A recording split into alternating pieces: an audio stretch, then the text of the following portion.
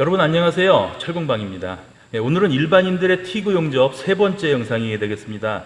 지난번 영상까지는 이 티구 용접기와 토치, 가스 공급 등과 같이 기본적인 것들을 전달해 드렸고요. 이번에는 실제로 실전에서 볼 수 있는 얇은 각파이프 등을 용접하는 방법을 몇 가지 전달해 드리겠습니다. 이 티구 용접기는 아크 용접기와 달리 기능이 아주 많습니다. 그래서 이 모든 기능을 한꺼번에 쭉 설명을 하고 지나가면 이게 처음 접하시는 분들은 많이 헷갈릴 수도 있어요. 그래서 제가 나름대로 순서를 만들었고요. 일반인들이 생활 용접을 한다고 생각을 하고 최대한 초보자분들의 시각으로 그 각각의 기능별로 설명을 하고 그것을 실제로 용접을 해보면서 어떻게 사용이 되는지 이해를 듣도록 하겠습니다. 그리고 꼭 이 용접기에만 해당되는 것은 아닙니다. 대부분의 용접기들이 비슷한 세팅을 할 수가 있고요. 그리고 참고로 이 용접기는 용팔이TV라는 유튜브 채널이 있는데 그 채널에서 취급하는 용접기고요. 제가 잠시 빌렸습니다. 우선 첫 번째로 저가형 모델에서 볼 수 있는 기능이죠. 스위치를 누르면 용접이 시작이 되고 스위치를 놓으면 용접이 끝나는 기능이 있습니다. 이 용접기는 여기 ET라고 표기가 되어 있고요. 이게 모재 두께를 말하는 ET가 아니고요. 투스텝을 말하는 겁니다. 그래서 누르는 거 한 번, 떼는 거 한 번, 이렇게 투스텝이 됩니다. 이 아래는 4T라고 표기가 되어 있는데 이것은 다음에 설명을 드리겠습니다. 그리고 다른 용접기에서 한글로 표기가 되어 있다면 무라고 표기가 되어 있을 거고요. 참고로 포스텝은 1회라고 표기가 되어 있을 겁니다. 참고하시고요. 이 투스텝 기능은 판금 업체나 얇은 각파이프 작업을 하는 업체에서 많이 사용이 됩니다. 그래서 저는 생활 용접에서도 많이 활용할 수 있다고 생각이 되고요. 이 용접기는 여기 버튼이 있는데 이 버튼을 누르면 각각의 기능에 점등이 됩니다. 그러면 점등이 됐을 때 그 기능을 이 다이얼로 조절을 하면 되고요. 주 전류로 놓고 조절을 하면 됩니다. 그럼 전류값이 올라가죠. 지금 우선 70으로 놓고요. 그리고 지나서 후기가스는 제가 4초로 맞춰 놨습니다. 일단 스위치를 누르면 용접이 되고 스위치에서 손을 떼면 용접이 끝납니다. 누르고 떼면 용접이 끝납니다. 누르면 시작이 되고 떼면 끝나죠. 근데 이게 용접기에 따라서 약간의 기능이 조금씩 차이가 있는데 지금 보시는 것처럼 주 전류와 후기가스 이외에 다른 기능을 쓸 수 없는 용접기도 있고요. 근데 이것과 같이 투스텝 중에서도 다른 기능을 쓸 수 있는 용접기도 있습니다. 이 투스텝에서 예를 들어서 초기 전류는 최저치 10으로 돼 있고요. 그 다음에 업슬로프를 0으로 돼 있는데 이것을 예를 들어서 시간을 좀 줍니다. 그리고 주 전류, 그 다음에 다운 슬로프를 이것도 또 시간을 좀 주면 이 투스텝 기능에서도 이 기능을 사용을 할 수가 있어요. 보시면 아까는 용접을 하고 떼면 바로 용접이 끝났는데 지금은 이제 보세요. 누르면 초기 전류 10에서부터 주 전류까지 천천히 올라갑니다. 그리고 용접을 하고 끝나면 손을 떼도 주 전류에서 그 크레이터 전류로 이제 서서히 내려와서 용접을 마치게 되죠. 그리고 오늘은 이 각파이프를 준비를 했습니다. 어떤 연습을 할 때 가장 좋은 방법은 그 실제로 작업을 할 대상물에 연습을 하는 것이겠죠. 작업을 하다 보면 여러 가지 상황이 나올 수 있는데 그래도 가장 많이 접할 수 있는 게 이렇게 T자로 접합을 하는 것일 거고요. 그리고 이렇게 45도로 재단을 해서 이렇게 맞물리는 이런 것도 많이 나오겠죠. 그래서 먼저 가접을 해 보겠습니다.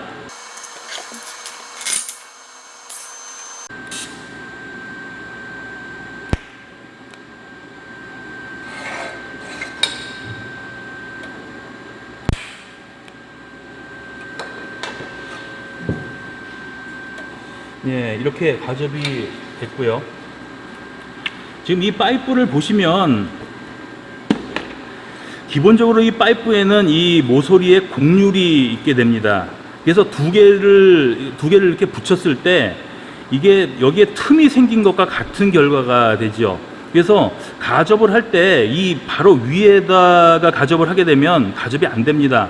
그래서 이 가접을 하게 되는 포인트는 이 라운드가 끝나는 이 지점에 이 텅스텐 봉을 겨냥을 해서 여기에 한 방 때리면 가접이 됩니다.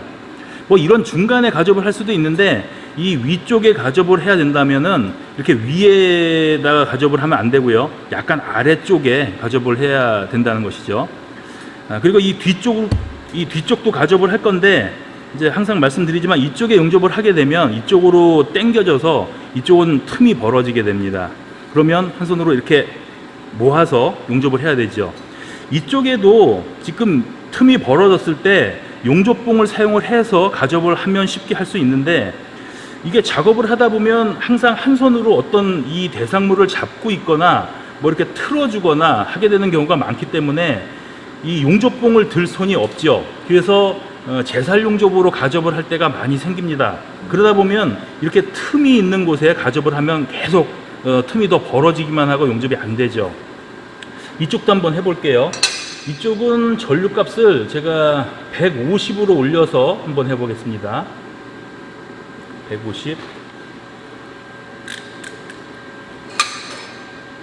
이 모서리가 끝나는 데다가 가접을 한다고 해도 지금 이쪽에서는 틈이 벌어졌기 때문에 이 상태에서 제살 용접을 하게 되면은 제살 용접이 잘 안 됩니다. 그래서 이렇게 손으로 틀어줘야 돼요. 이렇게 틀어주고.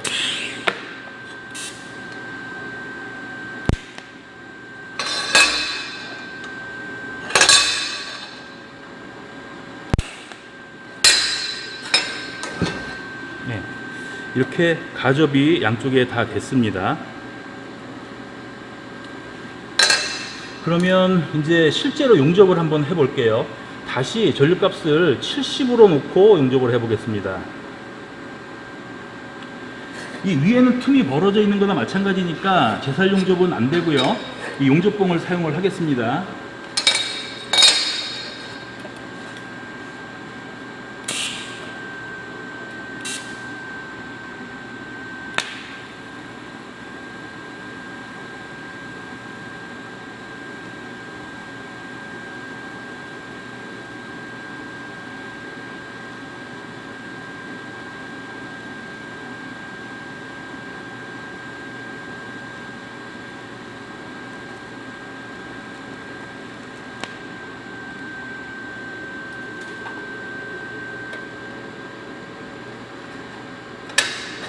네, 용접이 끝났고요. 이거는 뒤집어서 아까 가접할 때와 마찬가지로 150으로 해보겠습니다.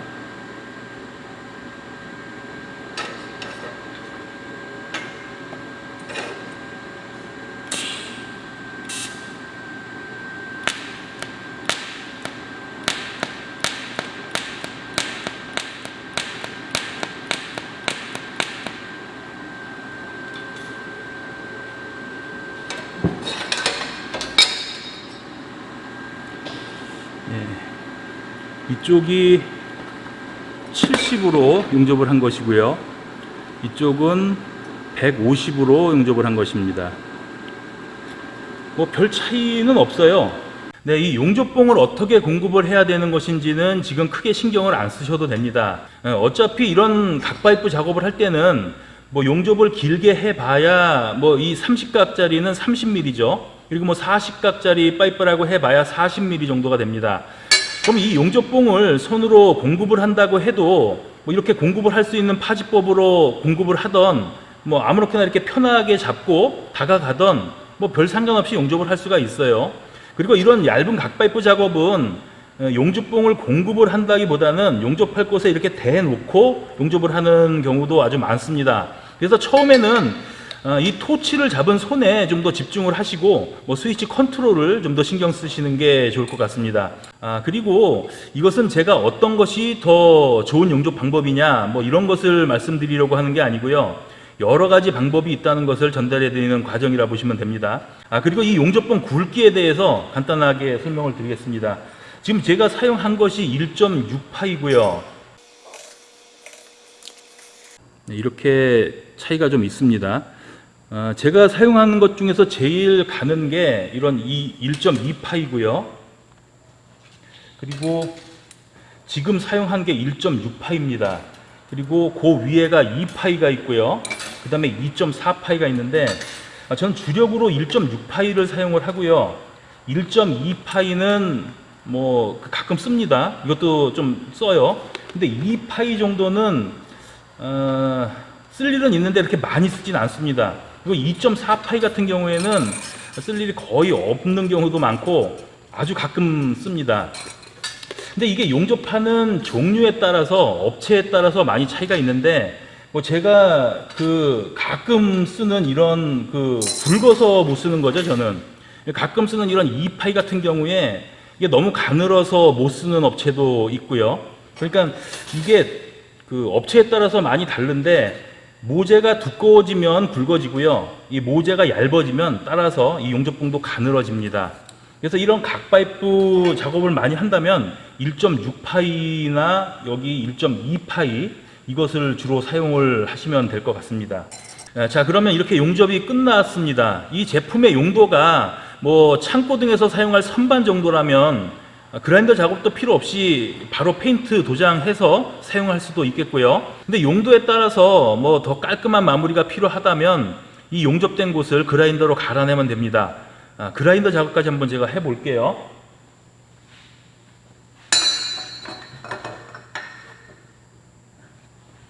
제가 바이스를 만들어 놔서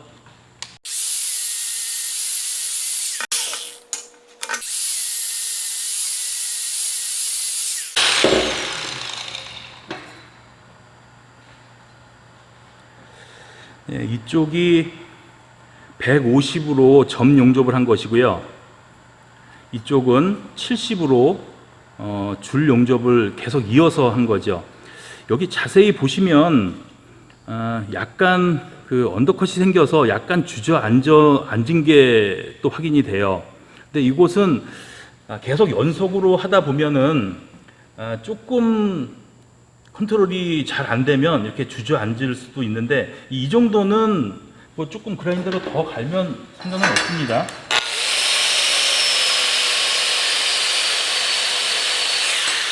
예, 그리고 이렇게 양쪽에 용접이 됐으면 이 나머지 두 곳은 뭐 용도에 따라서 내구성 등의 문제가 없으면 그냥 사용을 하셔도 될 것이고요. 또 반드시 용접을 해야 되면 용접을 해야 됩니다. 저는 용접을 한번 해볼게요. 여기도.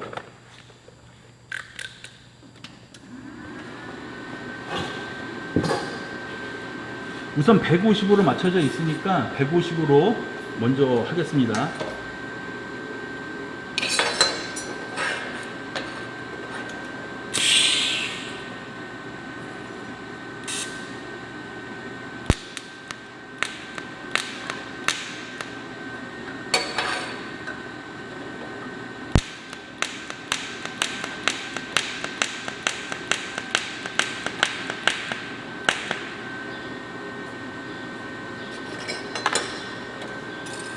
그리고 반대쪽에는 70으로 하겠습니다.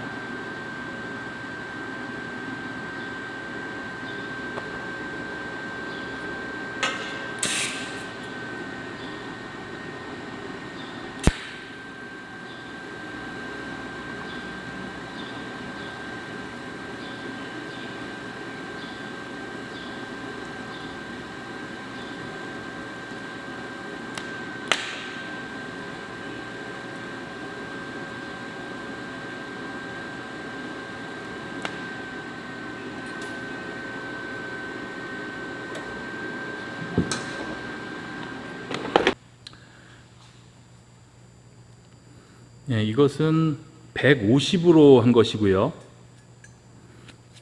이것은 70으로 한 겁니다. 자, 이렇게 T자 모양으로 접합되는 것을 몇 번 연습해 보시면 본인에게 편안한 전류값과 방법이 나올 겁니다. 70으로 한다고 해서 제가 지금 한 것처럼 한 번에 쭉 이어져야 된다고 생각하지 마시고 진행을 하다가 느낌이 좀 이상하면 바로 멈추면 됩니다. 그리고 다시 이어서 하면 되고요. 느낌이 좀 이상할 때 계속 진행을 하면 용접 부위가 아래로 처지든지 구멍이 나기도 합니다. 근데 그렇게 구멍이 나고 처지고 하는 것을 경험해 보시는 것도 나쁠 것은 없어요. 그냥 자주 해 보시면 됩니다. 그리고 제가 150으로 했다고 해서 꼭 150으로만 할 수 있는 것은 아닙니다. 전류값을 좀 더 높게도 할 수 있고 더 낮출 수도 있습니다. 여러 가지 전류값을 놓고 한번 해보시면 느낌이 올 겁니다. 영상을 보시고 궁금한 점이 있으면 댓글로 문의를 주시고요. 구독과 좋아요도 눌러주시면 감사하겠습니다. 철공방이었습니다. 감사합니다.